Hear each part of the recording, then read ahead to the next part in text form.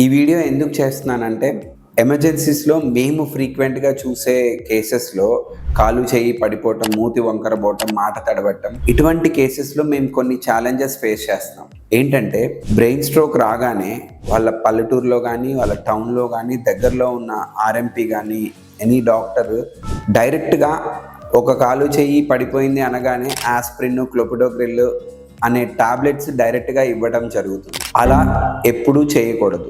Brain స్ట్రోక్కి heart స్ట్రోక్కి difference ఉంటుంది.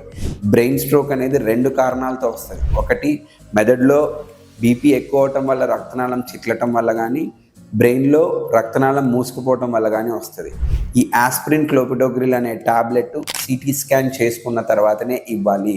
ముందే ఇస్తే దానివల్ల లాభం కన్నా నష్టం ఎక్కువ జరుగుతుంది. ఈ విషయం అందరూ తెలుసుకోవటం చాలా ఇంపార్టెంట్.